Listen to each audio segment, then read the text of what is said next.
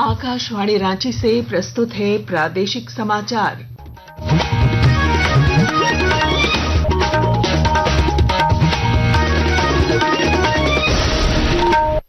नमस्कार। प्रादेशिक समाचारों के साथ मैं पूनम केरकेट्टा। पहले मुख्य समाचार। उपराष्ट्रपति पद के लिए एनडीए उम्मीदवार सीपी राधाकृष्णन आज नामांकन करेंगे दाखिल। इंडी गठबंधन के प्रत्याशी बी सुदर्शन रेड्डी कल भरेंगे पर्चा। भाजपा सांसद आदित्य साहू ने राज्यसभा में उठाया सूर्या हांसदा के एनकाउंटर का मामला, कहा खनन माफियाओं के इशारे पर की गई है हत्या। राज्य में नक्सलवाद के उन्मूलन को लेकर आईजी अभियान ने की महत्वपूर्ण बैठक, माओवादियों और स्प्लिंटर गुटों के खिलाफ अभियान तेज करने का निर्देश।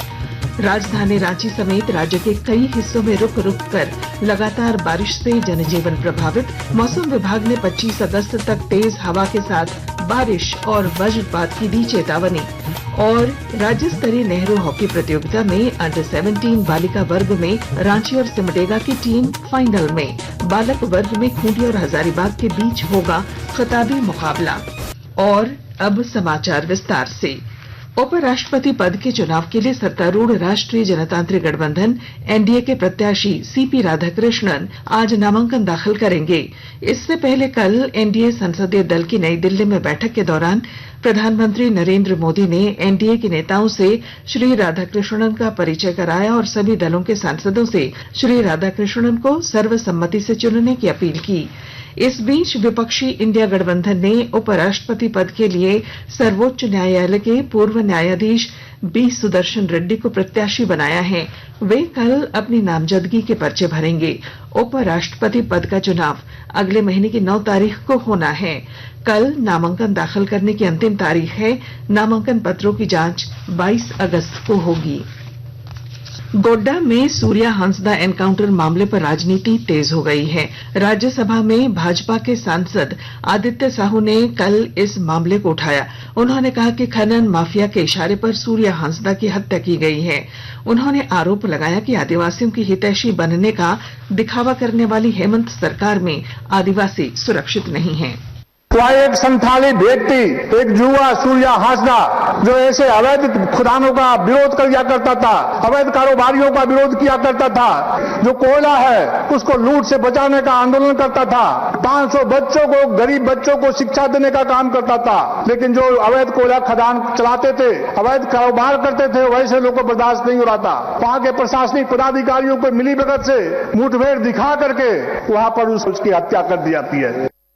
इस बीच राज्य में सत्तारूढ़ झामुमो के वरिष्ठ नेता और पूर्व मंत्री मिथिलेश ठाकुर ने भाजपा पर पलटवार किया है। उन्होंने कहा है कि विपक्ष राज्य में मुद्दा विहीन हो गया है।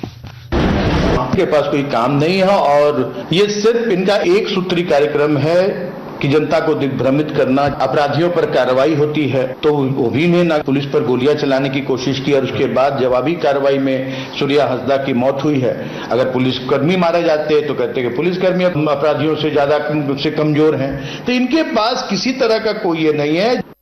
राज्य में नक्सलवाद के उन्मूलन के लिए प्रयास तेज कर दिए गए हैं। इस सिलसिले में झारखंड पुलिस मुख्यालय में आईजी अभियान डॉक्टर माइकल राज एस की अध्यक्षता में एक महत्वपूर्ण समीक्षा बैठक हुई। बैठक के दौरान 10 जून को दिए गए पिछले निर्देशों के अनुपालन की समीक्षा की गई। बैठक में माओवादियों और स्प्लिंटर गुटों के खिलाफ चल रहे अभियानों को और तेज करने पर जोर दिया गया। बैठक में पलामू क्षेत्र में सक्रिय नक्सलियों के खिलाफ विशेष रूप से कड़ा रुख अपनाने का फैसला लिया गया। आकाशवाणी के ताजा तरीन समाचारों के लिए आप हमारी वेबसाइट newsonair.gov.in पर लॉग ऑन कर सकते हैं। ताजा समाचार X handle @AIR news alerts और Facebook page All India Radio news पर भी उपलब्ध है।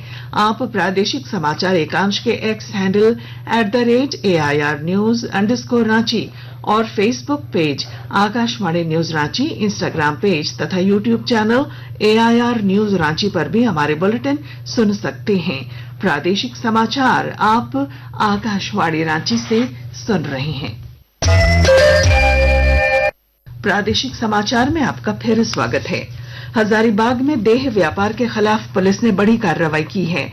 एसडीपीओ सदर के नेतृत्व में एक साथ 8 टीमों ने एनएच किनारे संचालित विभिन्न होटलों में छापेमारी की। छापेमारी के दौरान करीब 2 दर्जन युवक युवतियों को पुलिस ने हिरासत में लिया है। प्रशासन ने इन होटलों को भी सील कर दिया है। एसडीओ बैद्यनाथ कामती ने कहा कि इस तरह की अवैध गतिविधियों को बर्दाश्त नहीं किया जाएगा। लगातार गुप्त सूचना से जानकारी मिल रही थी कि कुछ होटलों में देह व्यापार का धंधा चल रहा है। उसी पर पुलिस अधीक्षक महोदय के द्वारा टीम गठित की गई थी और छापेमारी की गई है। अच्छे होटलों से जो है वो बरामद किया गया है कपल्स को। 23 लोग हैं। पूछताछ होगी, उसके बाद पता चलेगा कि कहाँ।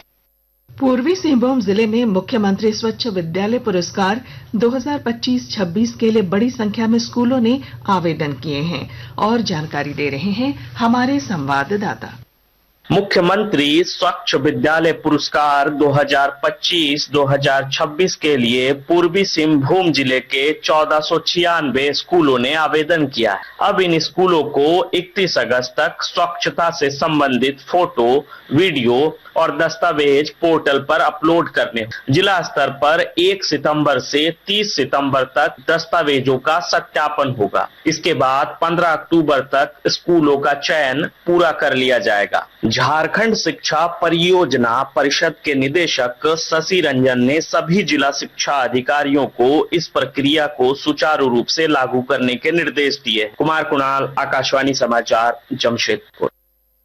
पश्चिमी सिंहभूम जिले में पुलिस ने कल देर शाम एक ट्रक से भारी मात्रा में अवैध नशीली दवाइयां बरामद की हैं। इस सिलसिले में 3 तस्करों को गिरफ्तार किया गया है।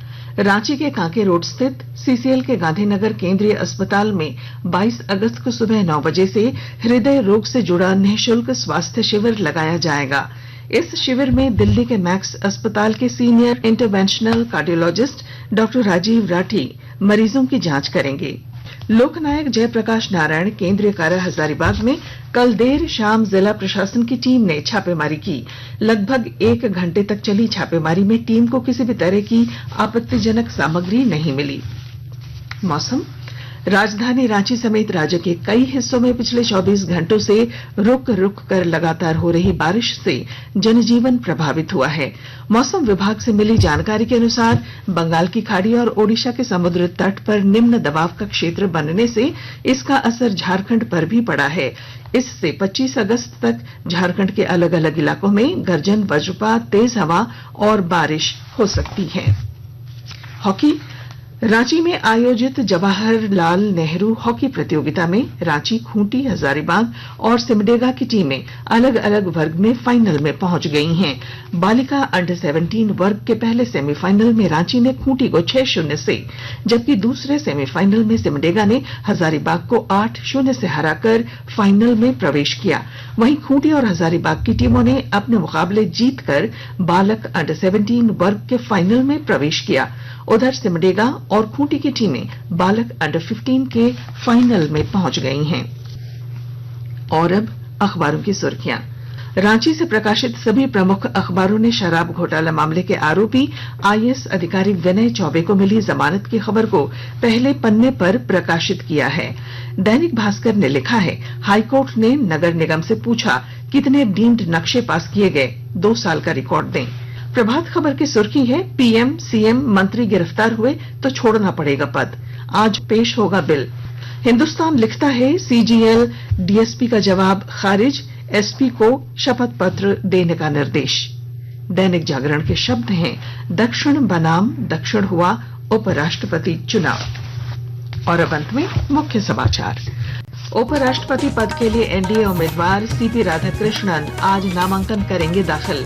इंडी गठबंधन के प्रत्याशी बी सुदर्शन रेड्डी कल भरेंगे पर्चा। भाजपा सांसद आदित्य साहू ने राज्यसभा में उठाया सूर्या हांसदा के एनकाउंटर का मामला, कहा खनन माफियाओं के इशारे पर की गई है हत्या। राज्य में नक्सलवाद के उन्मूलन को लेकर आईजी अभियान में की महत्वपूर्ण बैठक, माओवादियों और स्प्लिंटर गुटों के खिलाफ अभियान तेज करने का निर्देश।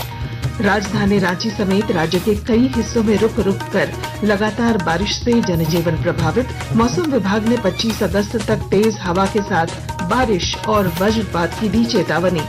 और राज्य स्तरीय नेहरू हॉकी प्रतियोगिता में अंडर 17 बालिका वर्ग में रांची और सिमडेगा की टीम फाइनल में, बालक वर्ग में खूंटी और हजारीबाग के बीच होगा खिताबी मुकाबला। और इसके साथ ही आकाशवाणी रांची से प्रादेशिक समाचार का ये बुलेटिन समाप्त हुआ। अगला प्रादेशिक मुख्य समाचार 10 बजे प्रसारित किया जाएगा। नमस्कार।